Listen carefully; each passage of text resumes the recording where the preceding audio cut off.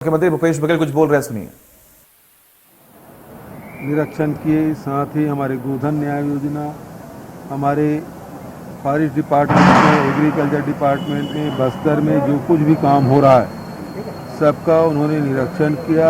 सभी हितग्राहियों से, चाहे वो डेनेक्स कपड़े बनाने वाले हों, चाहे वो कोंडा गांव के कोंडानार की जो तिखुर शेख और बर्फ़ी और कुल्फ़ी भी स्वाद लिए, और महुआ के कुकीज़ बने थे उसका भी उन्होंने स्वाद लिया। बस्तर काफ़ी भी उन्होंने पी और सभी हितग्राहियों से उन्होंने बात की, गोधन न्याय योजना वाले, भूमि श्रमिक न्याय योजना वाले, और साथ ही जो राजीव गांधी किसान न्याय योजना, इनके साथ चर्चाएं की।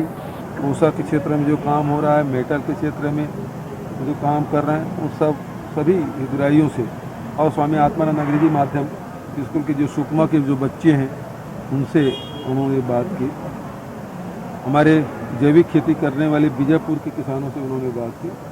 तो सभी हमारे साथियों से, हितग्राहियों से बहुत लंबा समय, लगभग 2 घंटा तो उन्हीं के साथ बिताए, और मेरी तारीफ भी की उन्होंने। छत्तीसगढ़ में किसानों के, मजदूरों के, आदिवासियों के बीच में जो काम हो रहा है, गौ सेवा के क्षेत्र में, गौठान के क्षेत्र में जो काम हो रहा है, उससे जानकारी भी ली और संतुष्टि भी है। सर, जो आज ये योजना लॉन्च की है, जो 6,000 रुपये देने की बात हो रही है, क्या उसका राशि और बढ़ाया जाएगी? क्योंकि राहुल गांधी जी ने कहा निश्चित रूप से आने वाले समय में सर राजधानी में बड़े कार्यक्रम करके क्या लखनऊ तक संदेश देने की कोशिश की जाए? देखिए, हमारी छत्तीसगढ़ की योजना है, और उत्तर प्रदेश में भी छत्तीसगढ़ मॉडल की चर्चा हो रही है। गुजरात मॉडल की कोई चर्चा नहीं करता। बीजेपी के प्रदर्शन पर क्या कर रहे हैं? बीजेपी के प्रदर्शन पर क्या? ठीक है, वो विपक्ष में है तो अपने दायित्व निर्वहन कर रहे हैं। आज मंत्रिमंडल भी मन से आपके नेतृत्व की तारीफ किया, कैसे देखते हैं आपको? छत्तीसगढ़ टीम भावना के साथ काम कर रही है, उसका प्रदर्शन हुआ। किसानों के साथ अभी आपसे बात हुई है, उन्होंने जो अपनी मांगे रखी, पहले भी हमारे मंत्रिमंडलीय उप समिति बनी है जिसमें रविंद्र चौबे जी, अकबर जी और डॉक्टर सी डेहरिया जी तीनों सदस्य हैं। उन्हीं बातों को उन्होंने दोहराया। मैं उन्होंने कहा कि इसको परीक्षा हम करेंगे। भारत के बिना गांधी नहीं, गांधी के बिना भारत नहीं, आपने ये लाइन कहा। जी बिल्कुल सही बात है। गांधी जी ग्राम स्वराज्य की बात करते हैं, और उन्होंने गांव में जो श्रमिक है, जो श्रम है, उसका उन्होंने सम्मान किया। चाहे वो लोहार हो, चाहे वो कुम्हार हो, चाहे वो बुनकर हो, चाहे किसान हो, चाहे वो चप्पल जूता बनाने वाले लोग, सबका सम्मान गांधी जी ने किया। और यही गांधी के विचार है, यही गांधी जी का संदेश है। और जो शोषण करने वाले लोग हैं वो उस तरफ हैं, और इसी कारण से गांधी की हत्या हुई थी।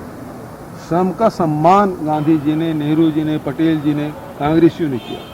और ये शोषण करने वाले प्रतिनिधित्व कोई है तो गोडसे और सावरकर, जो उसका प्रतिनिधित्व करते हैं। तो इसीलिए आज श्रम का सम्मान नहीं हो रहा है। आज किसानों को दाम नहीं मिल रहा है, नौजवानों को काम नहीं मिल रहा है, चाहे वो शहर हो चाहे गांव हो। आज देश में स्थिति क्या है? बेरोजगारी बढ़ रही, महंगाई बढ़ रही, काम है ही नहीं, दाम मिल नहीं रहा। ये स्थिति पूरे देश में है। तो श्रम का सम्मान जिस दिन हम करना शुरू करेंगे तो निश्चित रूप से भारत सोने की चिड़िया बनेगी। और छत्तीसगढ़ में वो काम हम कर रहे हैं, चाहे वो तेंदुपत्ता संग्राहक हो, चाहे लघु वनोपज संग्रहण करने वाले हो, चाहे वो गोबर विक्रेता हो, चाहे वो खेतों में काम करने वाले हमारे किसान हो, चाहे वो श्रमिक हो, सबका सम्मान यहाँ हो रहा है। प्रधानमंत्री आवास को लेकर गरीब चिंतित है, और बीजेपी ने भी इस मुद्दा बनाया कि गरीबों को इस बार आवास नहीं मिलेगा। आप क्या कहेंगे? हमने दिया भी 762 करोड़ रुपए रिलीज किया। भारत सरकार ही सौतेला व्यवहार कर रही है हमारे साथ। ये बिजली ये दो हिंदुस्तान की बात, बेहद प्रसन्न। दो हिंदुस्तान की बात हो रही थी, दो हिंदुस्तान। बिल्कुल बात है कि एक तरफ ये है कि हिंदुस्तान में 2 चीज़ों की वृद्धि हुई है।